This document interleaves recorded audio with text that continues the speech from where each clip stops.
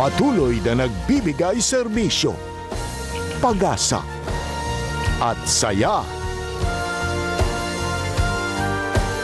GMA Regional TV, kapuso ng bawat Pilipino.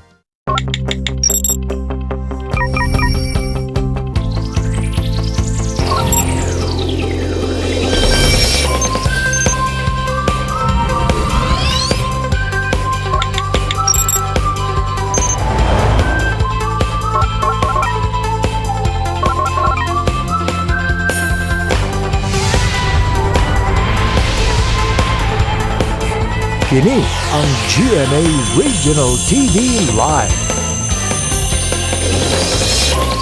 Mayong buntag, good morning sa tanan mga kapuso nga wagi hunong sa pagtan-aw sa GMA Regional TV Live matag Lunes hangtod Biyernes alas 8 sa buntag.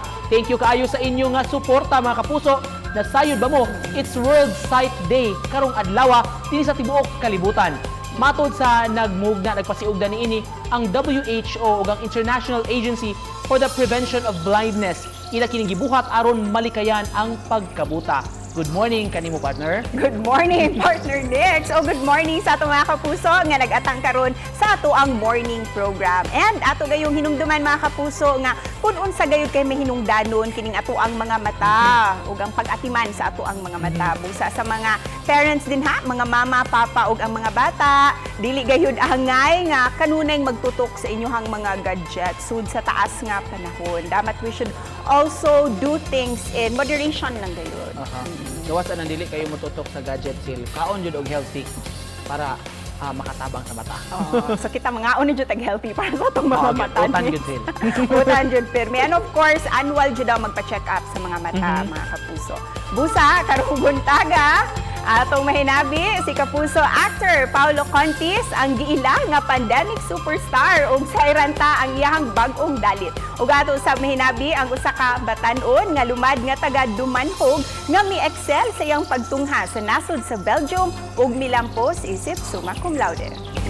Ug atong ila-ilahon kini mga magtutudlo sa dakbayan sa Subo nga naghalad og mga kanta alang sab sa mga teachers. Samtang sa tumbalik lantaw karong adlaw. Usa sa mga labing bantugan, karaan ug labing lik-on nga istruktura nga natukod sa human civilization ang Great Wall of China. Gitukod kini ni Emperor Qin Shi Huang atong 3rd century BC aron maprotektaan ang ilang nasod batok sa mga mananakop. Ang base niini dunay gitas-on nga 15 hangtod sa 50 feet, samtang ang wall dunay gitas-on nga 15 to 30 feet. Gumikan sa gitas-on ug gilapdo niini, gingong makita kini sa buwan. Lakip sa mga nitukod niini ang libuan ka mga sundao, commoners ingon man mga piniriso. Karon ang Great Wall of China gideklarar sa UNESCO isip usa sa mga lista sa World Heritage Site. Samtang Biztalk ta mga kapuso, mahinabi ni Cecil si kapuso actor Paulo Contis. Versatile actor both for TV and film ug karon giila na nga pandemic superstar. Let's all welcome back pagbalik dinhi sa Biztalk Paulo Contis. Mayong buntag Paulo ug welcome back dito sa GMA Regional TV Live. Good morning! Hi Cecil, kumusta? Eto, mabuti naman. Masaya kami dahil kasama ka namin. Kumusta ka na? Kumusta ang buong pamilya? Okay naman. We're adjusting to everything. Pero happily we're healthy. And basta kumpleto ang pamilya, okay naman ako. Ayan, that's good to hear. First of all, congratulations, Pao, because netizens have been tagging you as the Netflix king at pandemic superstar. How do you feel about the positive responses ng mga viewers sa trending movies mo, itong Through Night and Day and Ang Pangarap Kong Hold Up? Masaya akong napasaya ko sila sa Pangarap Kong Hold Up. Masaya rin akong napaiyak ko sila sa Through Night and Day. Yung mga title na yan, thankful din ako dyan, pero mas gusto kong matapos yung pandemic kaysa maging pandemic superstar ako. Yung nakita kong Paolo sa movie na yon, iba-iba siya sa komedyante na Paolo or the antagonist Paolo din that you did ng mga roles mo. How did you effectively deliver this role na ibang-iba sa nagawa mo na dati? Actually, Through Night and Day was very easy to be different talaga kasi siyempre sanay naman sa akin yung mga tao na bad and comedy, di ba? Biglang nag-aawa ako, nagpapano. So I think it was very different. I think isa yun sa mga naging reason kaya naging successful yung movie. From being a child actor, kasi dati pa pinapanood ka na namin, and now versatile artist, how do you continually evolve as an actor, Pao? Kahit may edad na ako, I still want to learn. Marami pa akong gustong gawin na iba-ibang character. Hopefully, I get to do it. You grew up in show business na talaga. Yeah. Papayagan mo din ba yung mga anak mo to join showbiz? Personally, I don't want. Personally. It's hard. The industry is hard. Lalo sa panahon ngayon, di ba? Alam naman natin, nakikita natin na mas dumadami ang critic, ika nga. And I don't want my kids to go through that. Pero again, it's my job to give them the values para kaya nilang harapin yung mga ganun. Pao, let's talk about Bubble Gang kasi we recently interviewed si Kuya Bitoy and he was very impressed sa pinakita mong professionalism to continue producing new episodes for Bubble Gang even without him. How do you feel na napabilib mo si Michael V? Siyempre, we were still taking his lead, ika nga. Ang nasa utak namin, what would Bitoy do? Di ba? So yun, feeling lang niya ako siguro kasi ako talaga yung maboka talaga. So ako pa. So, at saka feeling naman namin, responsibilidad namin yun sa publiko. Especially now that people need they need a laugh. Yes. Ika nga. So feeling namin ngayon kami kailangan lalo ng public ang Bubble Gang. That's why we're grateful sa mga fresh episodes nyo sa Bubble Gang. And Yeah. aside from Bubble Gang, busy ka din hosting your online show, ang Just In, under GMA Artist Center. How are you enjoying and learning at the same time sa mga guests mo sa show? Oh, I love that show. I love Just In. Sinimula namin yan during the first few months or weeks pa nga nung pandemic. Nagsimula siya bilang plano lang na gusto namin makumusta yung mga tao. And then it became a Wednesday night habit for everyone. It's nice na kumustahin natin yung mga dati nating mga kaibigan, especially yung mga nasa ibang bansa, to check how they are. I believe in a small way, ang Just In gives hope. Ang ganda nga kinakamusta niyo yung mga dating artista. It's very sentimental and nostalgic at the same time. Exactly.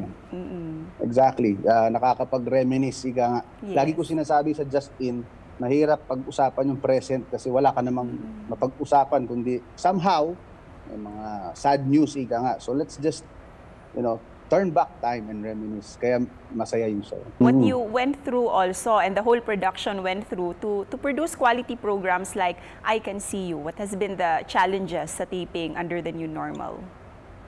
Madami. Maraming bago. I mean, we finished the script reading at home. Sa Zoom kami nag-reading. Sa Zoom kami nag-costume test. So when we got to the location, everything was ready. Kumbaga, handa na yung mga artista for their roles. Handa na kami dun sa mga iti-take. Of course, we were tested. Ang grupo po namin, I think we were cut into half. And with this being your first acting project since the lockdown, what makes you so proud of this episode sa I Can See You? Proud ako na napili ako dun sa lahat ng artists to be one of the first few people na sumabak sa ganitong show. And happy ako na I was part of it. Sana magtuloy-tuloy siya para lahat magkaroon ng work na. Yung mensahe mo din para sa mga kapuso natin. Maraming salamat sa pagsuporta sa GMA. At kapit lang, magiging normal na uli ang buhay natin. We're doing our best para bigyan kayo ng quality shows. So sana po tangkilikin niyo. Thank you. We will talaga, Pao. Daghang salamat for spending your morning with us here. Thank you. Good morning. Thank you.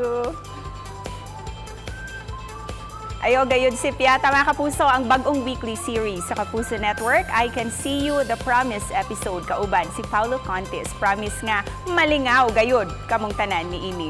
Daghan paminggiandam para ninyo, so stay tuned lang dinhi sa Kapuso sa GMA Regional TV Live. Kini ang GMA Regional TV Live.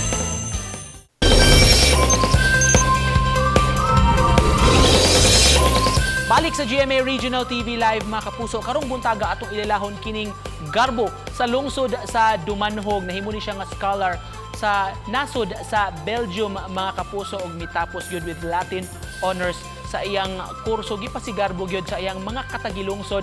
Makauban nato karong buntaga si Clyde Blanco. Good morning, Clyde. Maayong buntag. Thank you so much, Clyde, for joining us this morning. We learned about your story at 26, natapos na kaog masters ni mo diha, nagmasters ka sa Belgium.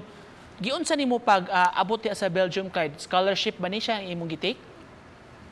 Oo, nakakita ako online sa kanang Erasmus Mundus nga scholarship niya. Nangita ko og kanang courses on marine biology unya naaman sila program nga marine biology, so ni-apply ko unya nadawat ko, so ni-start ko sa Spain. Unsa imong course nga gitake diha sa Belgium, Clyde? Gitawag siya og International Master in Marine Biological Resources. Nganong nahilig man ka ana kaniadto pa gyud? Hilig na jud kag dagat? Oo, katong bata pa ko sige migligog dagat. Unsay tan-aw nimo sa atong mga marine resources diri sa Pilipinas, labi na gyud dinhi sa Cebu, kinahanglan gyud nato ning tutukan? Para nako dili lang sa Cebu but kanang sa tanan nga marine resources sa ato ang kalibutan, natay management ba nga management of resources atong i-manage atong mga kanang fisheries, manguha ta pero dapat sustainable nga pagkuha sa atong mga resources. Can you tell us more about yourself, Clyde, sa elementary, hangtod high school, hangtod college, diri man ka sa Cebu nag-eskwela, no? Oo, so pag elementary dito ko nag-eskwela sa Dumanhog. Unya, nadawat ko og kanang scholarship sa Philippine Science High School. Kay bago man to sila nag-start dito sa Argao. So dito ko nag-high school. Nya pagkahuman, nadawat ko sa UP Cebu. So dito ko nag-college with course nga PS Biology. Gawas sa Belgium, nag-Spain po ka, no? Sa imong Oo. sa imong studies? Oo. So kanang sa Spain lahi po siya culture, diri sa Belgium lahi po siya og culture. So istoryahan namin sa akong mga classmate nga murag naanad nami nga during the first weeks sa kanang pag-start na mo sa isa ka lugar, murag maka-adapt kami dayon. Kumusta man ang family back home, Clyde? Constant communication gihapon?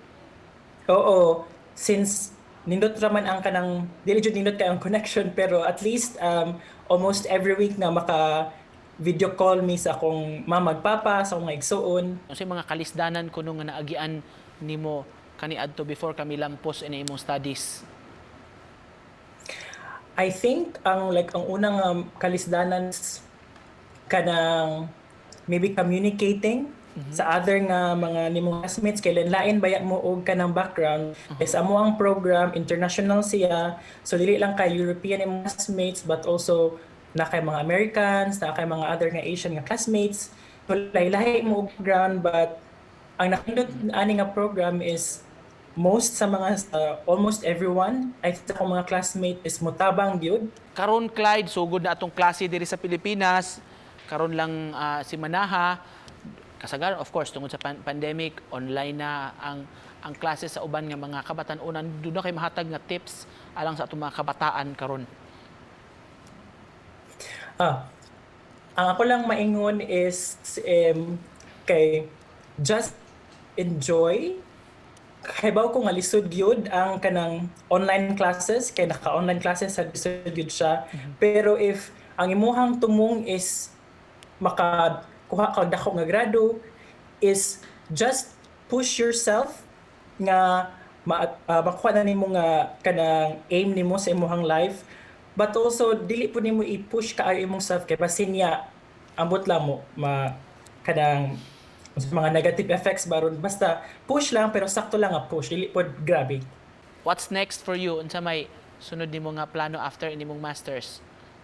Sunod akong plano is mga apply ko og kanang PhD positions.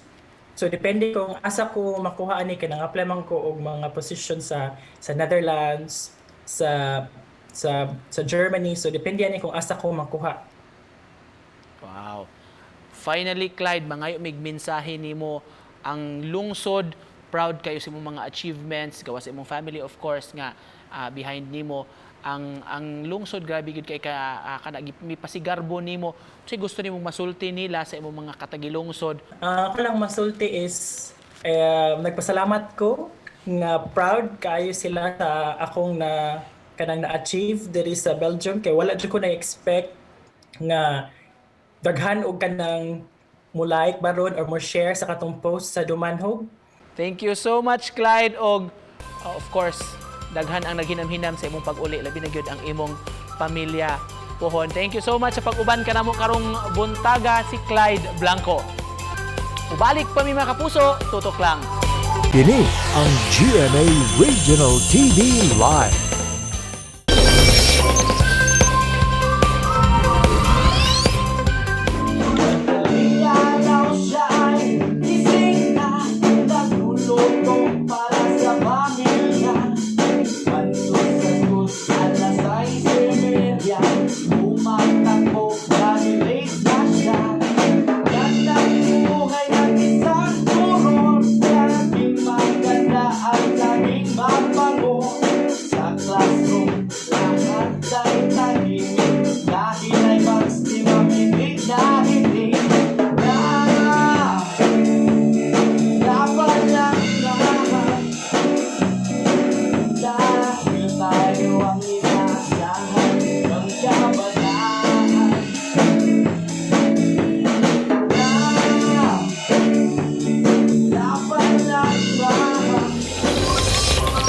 Nadungog mga kapuso kining awit halad alang sa atong dalaygon kaayo nga mga magtutudlo dinhi sa kalibutan ug dinhi sa Sugbo mga teachers sa mga kapuso ang mi-compose ning mga banda nga makauban nato karong buntaga gitawag nila ang kaugalingon nga 13C Band. Good morning.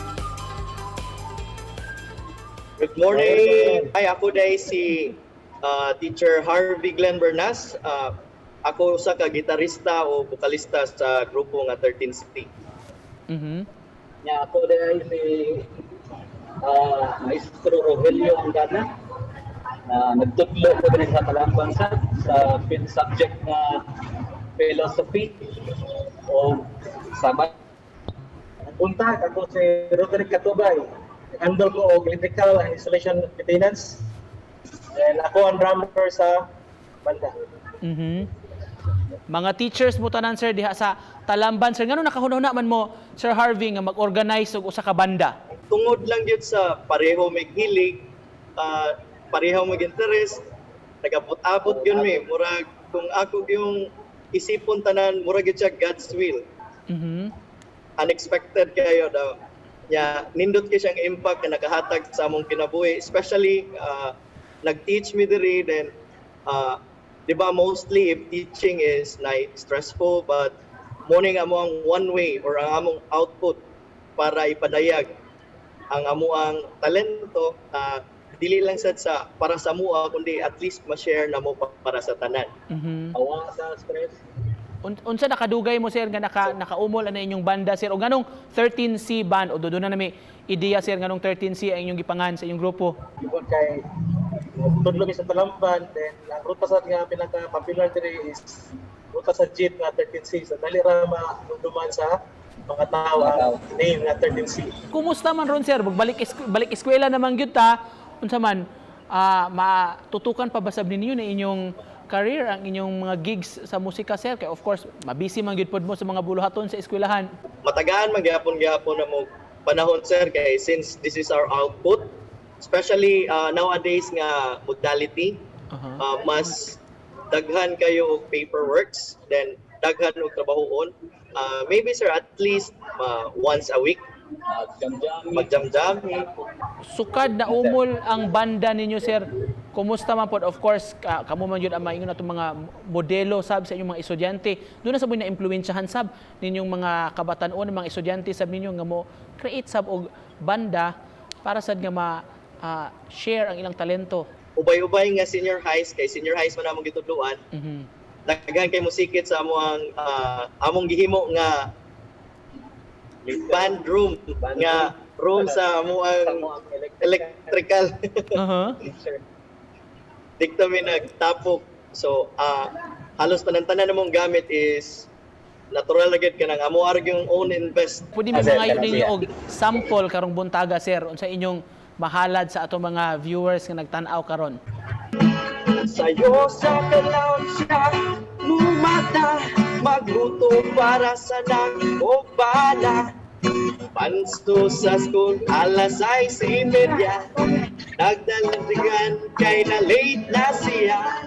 Maoka ng kinabuhi sa maestra. Mag-makeup, mag-lipstick, mag-maskara.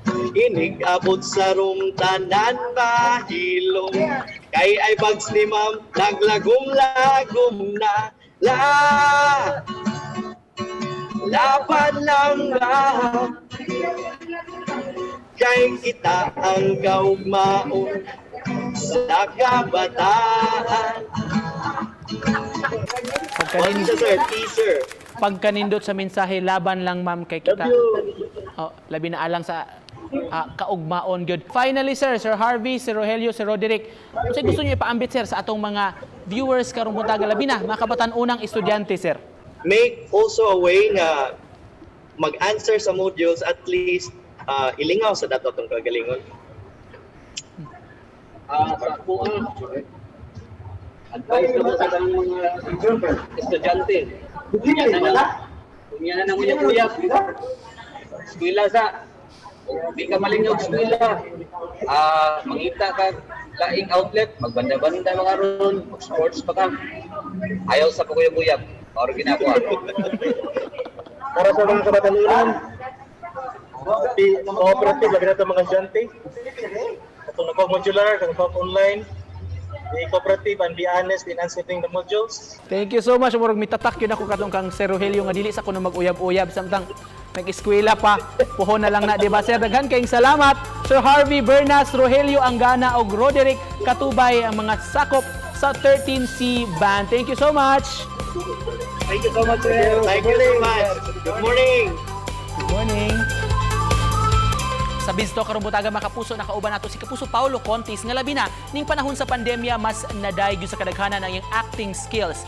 Bida sa siya karon sa nagpadayon nga weekly series nga I Can See You. Samtang naila-ila nato katong lumad nga taga Dumanhog si Clyde Blanco na himong scholar ni siya abroad na ningkamot yun sa iyang pag-eskwela pamatuod lang sa unsa ang kaya sa mga sugbuanon. O ginaot nga nalingaw mga kapuso sa paandar ni atong mga magtutudlo nga sakop sa 13C Band. Busy sila karon tungod kay balik eskwela naman apan migamit sab sila sa ilang libre nga panahon pagpalambo sa ilang talento sa ilang musika nga nahimo sab sila nga inspirasyon labi na sa ilang mga estudyante.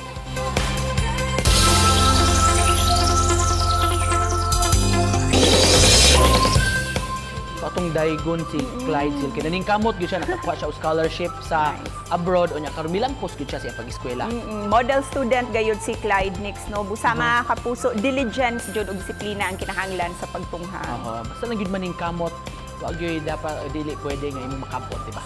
Sakto, busa. Kini ato ang words to ponder this morning. Angay lang gayud nga ato ang paminawon. Because nothing is impossible with hard work, commitment, and dedication. By Sir Brain.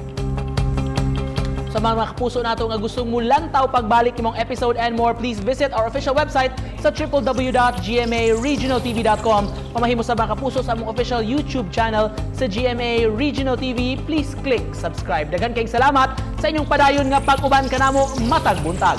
Thank you for joining us this morning mga kapuso. Mag-uban na usab ta og mga adlaw so tutok lang dinhi sa GMA Regional TV Live. That in all things God may be glorified. Stay at home, stay healthy, o keep safe always. Kapuso.